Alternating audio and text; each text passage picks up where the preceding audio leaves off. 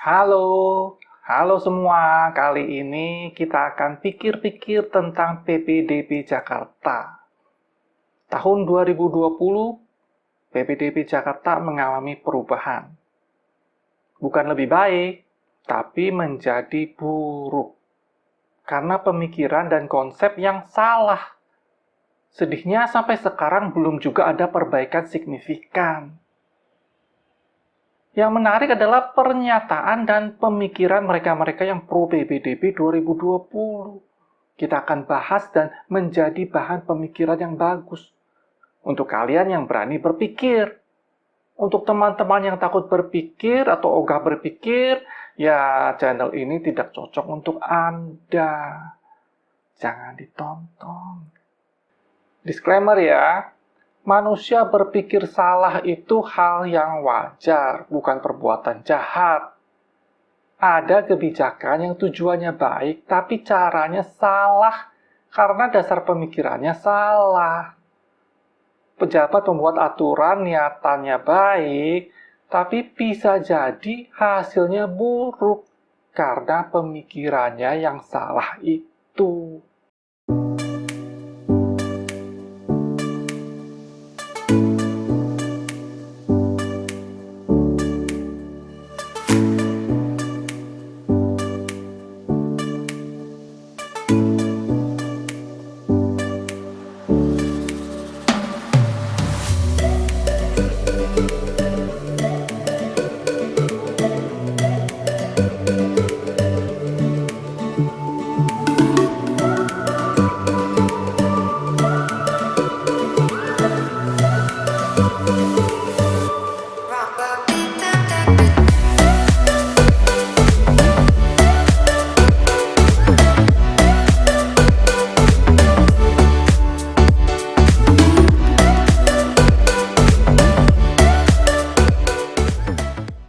PPDB 2020 di Jakarta didemo oleh orang tua siswa dan siswa.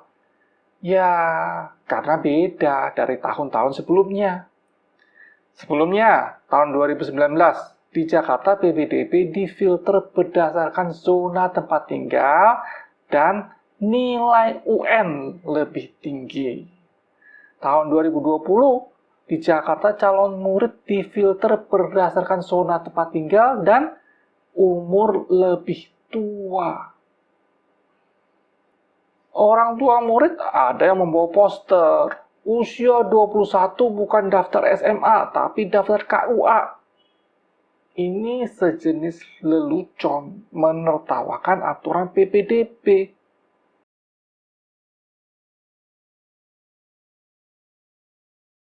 Kenapa usia lebih tua diutamakan? Oke, langsung saja kita dengar pemikiran salah satu orang tua yang ikut demo. Anak saya cukup lumayan bagus. Nilai sinadiranya 8,5. Berarti rata-rata 8 anak saya. Bukan tidak masuk, Mbak. Jadi sinadira itu tidak dilihat. Yang dilihat hanya berdasarkan umur. Anak masuk SMA umur 19 tahun. SD-nya masuk berapa? Tinggal kelas dia masuk SD kelas 1 umur berapa? Ini tidak berpihak pada kita. Slogan pemerintah mencerdaskan anak bangsa. Betul, mencerdaskan anak bangsa. Tidak ada orang tua yang mengharapkan anak itu pintar dan bodoh. Tapi kalau dilihat dari umur, tidak dilihat dari sinadira, apa jadinya bangsa kita? Kalau ingin mentiadakan sekolah favorit, harus juga dong dilihat. Jangan hanya dilihat berdasarkan umur. Harus juga dilihat berdasarkan nilai. Buat apa adanya semester? Buat apa adanya nilai KKM di sekolah? Hapus! Teman-teman tahu KKM itu apaan? Kriteria ketuntasan minimum. Seperti di gambar contoh raport anak sekolah, di kiri ada kolom KKM, di kanan nilai siswa itu. Siswa dituntut nilainya melebihi KKM. Setiap mata pelajaran nilai KKM bisa sama, bisa berbeda. Harus dilihat berdasarkan nilai. Buat apa adanya semester? Buat apa adanya nilai KKM di Buat sekolah? apa Hapus. adanya semester? Buat apa adanya nilai KKM di sekolah? Hapus. Mengerti pemikiran ibu ini? Mengerti kemarahan ibu ini? Jadi, murid itu sewaktu di sekolah dituntut nilai dan nilai. Nilai setiap mata pelajaran harus melebihi KKM. Ada semester. Semester maksudnya ujian akhir semester. Jadi, anak di sekolah itu dituntut nilai, nilai, nilai. Tapi saat PBDB, malah nilai sama sekali tidak dilihat. Umur lebih tua yang menjadi penentu. Ya, konyol ya. Hapus saja KKM dan ujian semester. Kan kasihan. Anak disuruh belajar untuk nilai, tapi ternyata nilai tidak penting di PBDB. Begini, misal lomba bulu tangkis. Atletnya dituntut latihan berat berbulan-bulan. Dituntut pertandingan bisa menang. Akhirnya lomba pun diadakan dan sang atlet menang. Tapi yang dapat piala medali bukan atlet yang menang, atlet yang paling tua. Lah, kalau begitu untuk apa ada pertandingan? Untuk apa latihan berat? Konyol sekali kan? Tahun 2019 PBDB berdasar nilai UM. Ini sistem yang adil. Tidak ada siswa yang mendapat prioritas. Setiap siswa diperlakukan secara sama. Sama-sama dites. Dan dites dengan soal yang sama juga. Seragam. Nilai UN itu hasil dari perlakuan seragam. Tahun 2019 PBDB berdasar nilai UN diganti jadi umur lebih tua. PBDB yang sebelumnya adil diubah menjadi prioritas kepada golongan tertentu yang umur tua.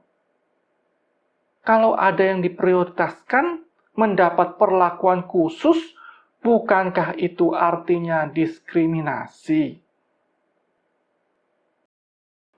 Tahun 2019 PBDB berdasar nilai UN diganti jadi umur lebih tua. Kenapa harus pakai umur lebih tua?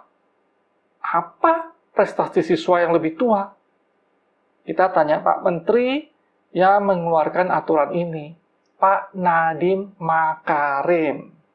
Kami akan mengambil langkah-langkah untuk bekerja sama baik dengan kementerian terkait di bawah yaitu Mendagri maupun juga dengan kepala dinas di Jakarta untuk berdiskusi mengenai isu ini, Pak Putra. Ya, jadi terima kasih untuk masukannya. Saya mengerti ini merupakan suatu isu yang sangat bisa mengecewakan untuk berbagai macam orang tua murid saat ini yang sedang terjadi di DKI. Saya mengerti sekali dan berempati dan bersimpati kepada semua orang tua murid yang mungkin lagi kesulitan dan kebingungan. Kalau memang salah, ya minta maaf dan koreksi. Kalau menurut Pak Menteri aturannya benar, ya apa alasannya dijelaskan. Jangan hanya berempati dan bersimpati. Wong ini aturan dari sana. Kok cuma empati simpati? Dan gaya menjawab seperti ini menyulitkan saya buat konten. Kalau tidak ada argumen, tidak ada pemikiran yang bisa di-counter. Tidak ada bahan untuk dipikirkan. Ya, tidak ada channel ini. Tunggu dulu. Ternyata di YouTube ada yang mendukung PBDB menurut umur lebih tua. Ada Pak Doni, Pak Ramli, Pak Indra Karismiaji. Mereka punya alasan masing-masing. Tapi mereka semua intinya menyatakan PBDB usia lebih tua untuk menolong yang miskin. Memang siswa miskin pasti tua. Kok saya ragu ya? Apakah PBDB menurut umur tua itu adil? Tidak diskriminasi? Apa lebih adil dari PBDB nilai UN?